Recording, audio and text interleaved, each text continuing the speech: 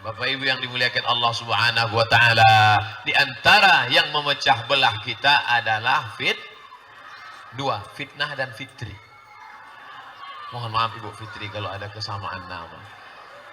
Maksudnya Fitri mana tahu Bapak tiba-tiba membalas SMS, "Papa, sini sebentar. Ini atap bocor, bentar lah lagi balas WA Fitri." Nauzubillah. Itulah pentingnya klarifikasi. Saya senang kalau jamaah sebelum menghukum nanya dulu, Ustadz Somad, menyikapi masalah ini Ustadz ngambilnya dari mana? Masalah ini Ustadz bertaklidnya kemana? Oh, ini ternyata ulama berijtihad ya.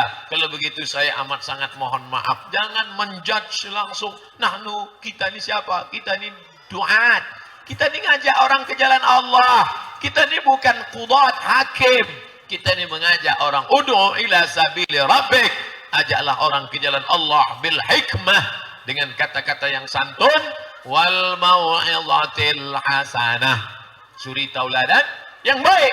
Berdebat, oke, silakan debat, kita semua terbuka untuk berdebat. Tapi kalau berdebat, wajadilhum billati hiya ahsan, berdebatlah dengan cara yang santun, bukan Hasan. Hasan baik, ada yang lebih hebat lagi dari Hasan. Apa dia? Ahsan. Nama suami kamu siapa? Pak Hasan. Hebat suami aku dong, siapa? Ahsan. Bapak Ibu yang dimuliakan Allah Subhanahu wa taala, maka persatuan kita ini insya Allah tidak akan rusak, tidak akan lapuk, tidak akan patah. Kenapa? Karena filosofi dalam salat, imam tidak boleh angkat takbiratul ihram sebelum sholat. Apa kata imam? Sawus sufuf, luruskan shaf. Fa inna taswiyatas sufuf min tamamis shalah. Lurusnya shaf bagian dari kesempurnaan salat. Jangan ada orang ketiga di antara kita. Betul? Langsung aja nanya, Ustadz Somad, ini kenapa bisa begini? Kami ngundang kok lama betul sampai 2 Juni 2019. Juni 2019 Ustadz. Sekarang baru Maret, 1 tahun 3 bulan. Musinin, Al-Musinin dulu, Musinin Alfa. Alfa Indah. Musinin Alfa Indah kenapa 6 bulan? Itu kan dulu. Sekarang dia sudah berkembang. Nah, jadi jangan ada fitnah. Oh iyalah, karena Al-Musinin Alfa Indah itu orangnya indah-indah. Bisa 6 bulan, masjid kami sampai 1 tahun 3 bulan, lalu muncul fitnah. Iyalah, masjid Al-Muslimin Alfa Indah kan ngasih 1 cincin bisa 3 bulan. Nanti dikasihnya cincin sebesar batu gilingan. Itulah perlunya klarifikasi. Tabayun. In ja'akum fasiqun. Kalau ada orang bawa berita kepada kamu, fatabayyanu, klarifikasi. Oleh sebab itu, ini gimana nih Masjid Alfa Indah ini? Padahal sedekah banyak, padahal infak banyak. Kenapa bisa panas? Padahal AC banyak. Klarifikasi dulu. Bukan masalah wakafnya, bukan masalah panasnya, tapi orangnya penuh. Over capacity. Padahal di luar banyak berdiri, saking semangatnya. Kalau begini di masjid, yang saya bingung sholatnya gimana? Ya Bapak Ibu yang dimuliakan Allah, jangan mudah menuduh macam-macam. Ini masjid kita banyak, sedekahnya hebat, jamaahnya ramai. Kenapa bisa begini? Jangan diekspos di Facebook. Apalagi buat video pendek streaming menyebarkan fitnah. Jangan. Klarifikasi, langsung datang ke ketua masjid. Pak ketua, ya ini sedekah kita selama ini banyak, kemana uang ini perginya? Saya mau nanya nih Pak. Lalu apa kata Pak ketua masjid? Mohon maaf, kita sedang beli tanah untuk mendirikan SMPIT. Oh pantesan. Kenapa nggak diumumkan selama ini? Takut jadi fitnah. Oh kalau gitu saya mau nyumbang lah Pak, tapi tolong jangan tulis nama saya, buat aja hamba Allah, hamba Allah. Saya takut riya. Iya boleh. Mau nyumbang berapa? 25.000 aja.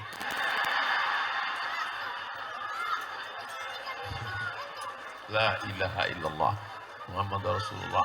Nggak semangat Pak Ketua mendengar 25.000.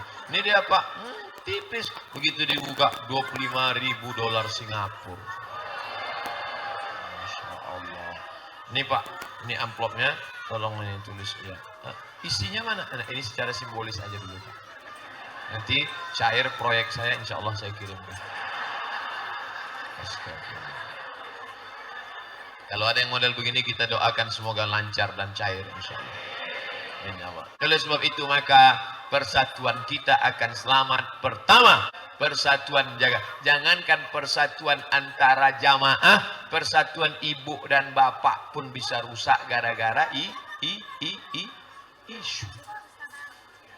Oleh sebab itu maka jangan, apa kata ibu, papa mau keluar kota silakan, tapi pegang satu. Apa mah? Jangan ada dusta di antara kita.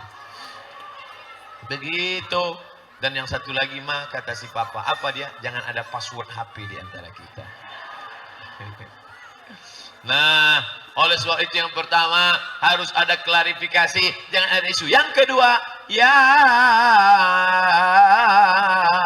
ayyuhalladzina amanu, hai orang beriman, ijtanibu katsiran minadh-dhann, jangan buruk sangka. Buruk rupa enggak apa-apa. Buruk sangka, na'udzubillah, jadi musibah. Saya Pak Ustadz, buruk sangka saya dengan teman saya nih. Jangan! Gimana saya nggak buruk sangka Pak Ustadz? Dulu orangnya baik, kalau ketemu senyum. Sekarang wajahnya cemberut. Memang sih dia mobil baru, dia rumah baru, bini baru. Yang lama meninggal. Ibu mau marah aja. Sekarang sejak itu dia cemberut aja Pak Ustadz. Dia sombong sekarang. Jangan, ojo ke susu. Jangan terburu-buru. Tanya dulu. Bro, ada apa kamu? Dulu nggak begini. Perasaan dulu orangnya ramah. Kenapa begini? Kamu sombong nggak boleh. Sombong itu, man kana fi qalbihi mithqala habatin min khardalin min kibrin. Ada sombong sebesar biji sawi masuk neraka jahanam. Kau jangan sombong. Friend, aku bukan sombong. Aku sakit. Sakit apa? Tapi kamu tiap hari datang ke masjid sehat aja. Ini aku malu mau cerita sakit. Ini sakitnya apa? Nggak apa-apa, kita udah lama berteman. Aku nggak akan posting di FB. Sakitnya apa? Aku nggak bisa kentut udah 2 bulan. Patutlah dia nggak bisa senyum. Jadi nggak boleh suuzan. Kita harus senantiasa husnuzan. Suuzan, andai benar tetap dosa, andai salah double. Dosanya 2. Yang paling enak husnuzan. Husnuzan aja. Tapi ada saat-saatnya kita mesti suuzan. Anak gadis kita dibawa orang. Husnuzan apa suuzan? Suuzan.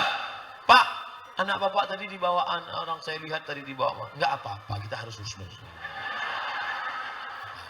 Tadi istri bapak, saya ketemu di hotel ada yang bawa. Enggak apa-apa. Mungkin mereka sedang meeting rapat, tapi di kamar berdua Pak. Ya memang harus berdua, namanya juga rapat. Itu bukan husnuzon. Apa namanya? Goblok.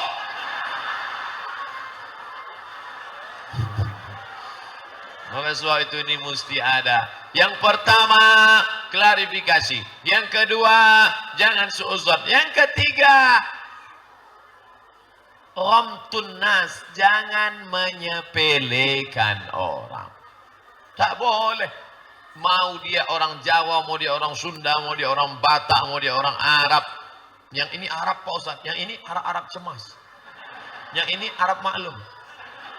Semuanya adalah hamba Allah. Yang menciptakan dia siapa? Allah. Yang mengutus dia ke dunia ini siapa? Allah. Menyepelekan dia berarti menyepelekan Ustadz Somad, ini anak saya, tapi mohon maaf Pak Ustadz. Mohon maaf ya Pak Ustadz, nanti kalau tingkah laku tindak tanduknya tidak seperti anak yang lain, dia memang mesti ada perlakuan khusus. Kata seorang tua kepada saya, khawatir anaknya tidak hormat, tidak mau menyalami saya ambil tangan anak itu, saya cium. Inilah tamu Allah, dia lebih dulu masuk surga 500 tahun daripada kita, karena dia tak ada dosa apa-apa. Jangan kau sepelekan. Ini tamu Allah, dia lebih dulu masuk surga, kita banyak dosa. Yang paling banyak dosanya di masjid ini siapa? Yang paling banyak ngomongnya, itu yang paling banyak dosanya. Man kasura kalamuhu, siapa yang banyak ngomongnya, kasura saqatuhu, maka dia yang paling banyak salahnya. Makanya saya sadar bahwa saya orang yang paling banyak salah, dan orang paling banyak salah adalah orang yang mesti paling dulu minta maaf. Bapak Ibu sekalian, kalau ada kata-kata saya tidak berkenan di hati, maka saya selama menyampaikan ceramah ini saya mohon maaf. Maukah Bapak Ibu maafkan saya? Demikianlah tausiah ini saya sampaikan. Belum, masih contoh. Itulah pentingnya klarifikasi. Jangan cepat menghukum. Loh, kok cepat sekali? Nanya dulu, ini serius nggak Pak Ustaz? Ini baru contoh. Jangan pernah menyepelekan orang. Yang keempat, apa dia? Jangan mempermasalahkan masalah-masalah kecil. Semut di seberang lautan tampak, gajah di pelupuk mata nggak nampak. Ada gajah di pelupuk mata? Ada. Apa dia? Gajah duduk. Sarung Bapak. Ustadz iklan sarung yang enggak, yang selalu saya pakai di TV One Wadimor.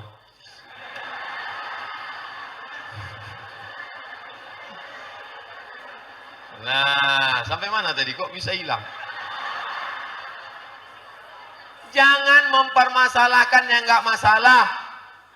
Yang bisa, kalau bisa, masalah besar diperkecil, yang kecil diminimalisir, setelah itu dihilangkan masalah. Ini sekarang mempermasalahkan yang enggak masalah.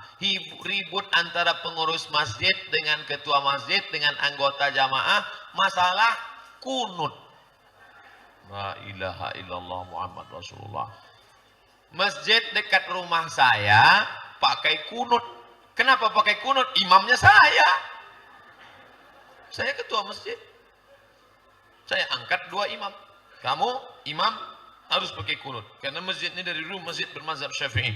Allahumma hdina fi man hadait. Amin. Tadi saya nggak sholat di masjid dekat rumah saya. Sholat di masjid arah ke airport. Karena kalau di rumah terlambat. Mau mengejar pesawat. Judulnya pagi tadi, mengejar pesawat. Sholatlah di Masjid Nurul Haq, imamnya nggak pakai kunut. Ya udah, saya ikut aja. Apakah karena imamnya nggak pakai kunut, lalu selesai sholat saya komplain, imam kenapa nggak pakai kunut? Sebagai bentuk ketidaksetujuan saya ulangi sholat subuh saya. Enggak, saya ikut aja. Tapi tadi waktu diminta jadi imam di Masjid Nurul Haq, sebelum imam maju, dia minta, Ustaz, saya sudah berada di tepi paling ujung. Enggak pakai sorban, enggak pakai peci. Untuk melihatkan bahwa saya bukan ustaz. Tetap dia minta, Ustaz silakan maju ke depan. Saya bilang, kenapa Ustaz enggak mau? Saya tahu ini masjid memang subuhnya enggak pakai kunut. Saya enggak mau kedatangan saya merusak mereka yang sudah biasa dengan mazhab Hanafi dan Hambali. Hanafi dan Hambali enggak pakai kunut. Yang pakai kunut itu Maliki dan Syafi'i. Oleh sebab itu maka saya ikut saja. Yang paling enak jadi makmum.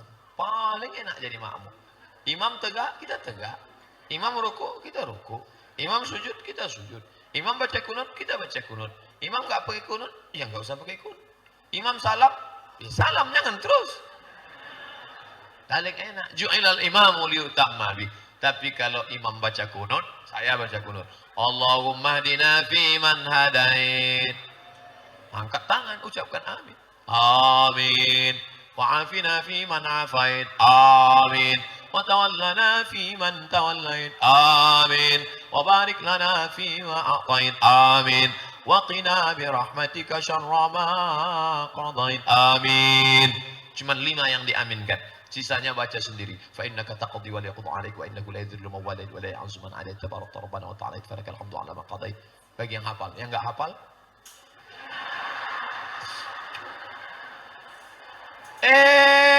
yang di sebelah ini enggak mau amin. Allahumma hdina fi man hadait, dia diam aja. Wa afina fi man afait, dia diam aja. Begitu selesai sholat, enggak boleh. Kan tadi katanya enggak boleh. Suuzon.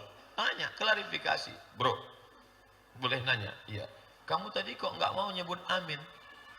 Aku nggak enak hati nyebut amin. Kenapa? Mertuaku namanya Amin. Dia takut nggak sopan. Kan nggak mungkin Allahumma hdina fi man hadait, Bapak. Maafin Nafi man afait, bapak. Kalau keluar satu kata bukan bahasa Arab, sholatnya batal, bukan bapak. Harus sholat pakai bahasa Arab. Nah, oleh sebab itu maka jangan mempermasalahkan yang enggak masalah. Saya sebenarnya udah lama mau sholat di masjid itu Pak Ustadz. Terus kenapa kamu enggak datang? Imamnya enggak pandai baca bismillah. La ilaha illallah. Itu kan ngejek namanya. Saya pakai mazhab Syafi'i. Bismillahnya jahar. Allahu Akbar. Bismillahirrahmanirrahim. Alhamdulillahi Rabbil Alamin. Tapi ada masjid Muhammadiyah, masjid At-Taqwa, bismillahnya sir. Allahu Akbar. Bismillahirrahmanirrahim. Alhamdulillahi Rabbil Alamin. Ar-Rahmanir-Rahim. Maliki Yaumiddin. Bukan imamnya nggak bisa baca bismillah. Cuman dia pakai mazhab Hambali dan Hanafi. Bismillahnya sir. Kalau mazhab Syafi'i, jahar.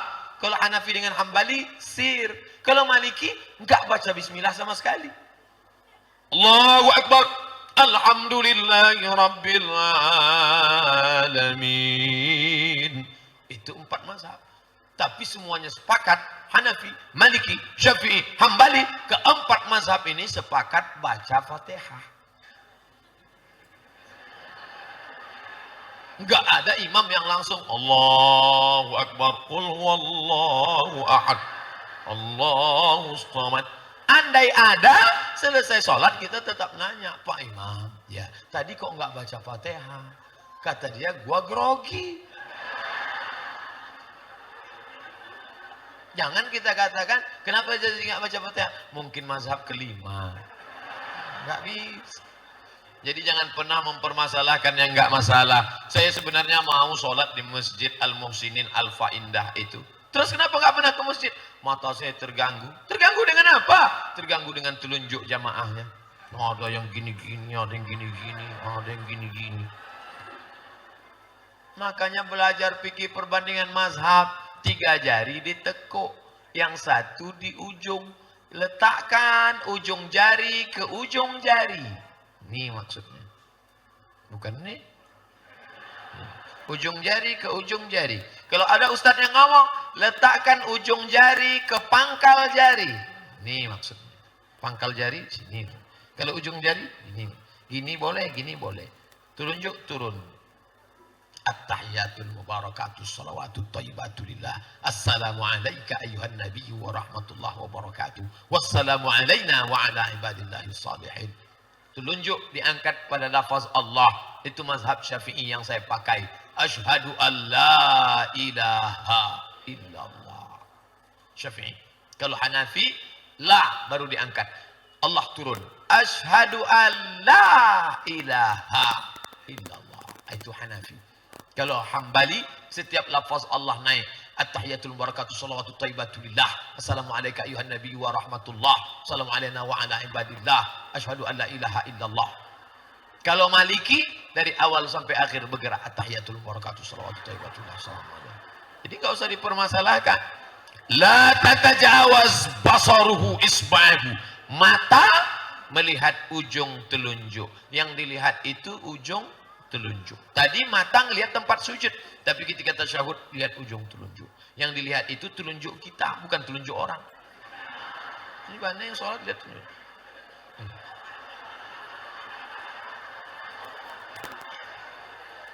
Nah, habis itu baru salam. Assalamualaikum warahmatullahi. Assalamualaikum warahmatullahi. Dan salam itu nggak boleh dijawab.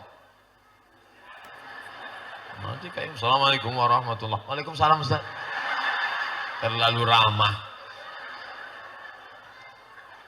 Jadi jangan mempermasalahkan yang enggak masalah. Karena kalau ada orang yang suka mempermasalahkan yang enggak masalah sehingga menjadi masalah, disitulah letak masalahnya. Nah, setelah kita klarifikasi, setelah kita bebas dari suuzon, setelah kita tidak menyepelekan orang, setelah kita tidak lagi mempermasalahkan masalah remeh-temeh kecil yang tidak masalah, barulah kita bisa bersatu berjamaah.